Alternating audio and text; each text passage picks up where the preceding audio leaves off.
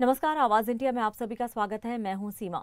जम्मू कश्मीर के पहलगाम में हुए भीषण आतंकी हमले में 27 पर्यटकों की जान चली गई। इस खबर के बाद पूरे देश में सनसनी फैल गई है और खासकर उन लोगों के परिवारों में चिंता का माहौल है जिनके परिजन इन दिनों कश्मीर की यात्रा पर हैं और अभी तक अपने घर नहीं लौटे हैं।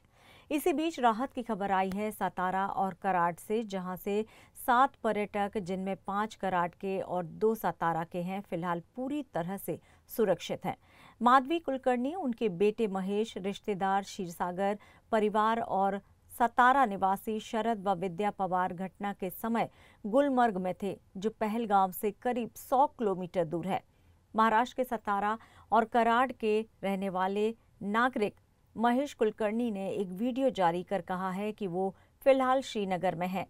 आतंकी घटना के बाद सुरक्षा कड़ी कर दी गई है, चेकिंग चल रही है, लेकिन हालात तनावपूर्ण है। हमारी घर वापसी की टिकट कुछ दिन बाद की है, लेकिन मौजूदा स्थिति में वहां तक पहुंचना भी बहुत मुश्किल हो रहा है। हम सरकार से सहायता की अपील करते हैं। नमस्कार, मी महेश कुलकर्णी। मी महाराष्ट्र सातारा कराडमधून आहे। 3 दिवसापूर्वी मी काश्मीरमध्ये फिरण्यासाठी आलेलो आहे, बट काल झालेल्या हल्ल्यामुळे इथलं वातावरण जरा बिघडलेलं आहे। काल जेव्हा हल्ला झाला तेव्हा मी गुलमर्गमध्ये होतो आणि मी तिथून हॉटेलवर आल्यावरच मला समजलं की हल्ला झालेला आहे। त्याच्यानंतर इथली सिक्युरिटी टाईट करण्यात आलेली आहे खूपच प्रमाणात आणि बाकीचे जे टुरिस्टचे पॉईंट होते टुरिझमचे ते सगळे बंद करण्यात आलेले आहेत। आता फक्त श्रीनगरमधल्याच काही गोष्टी चालू आहेत। इथलं सुद्धा टुरिझमचं प्रमाण, लोकांची याची संख्या कमी झालेली आहे।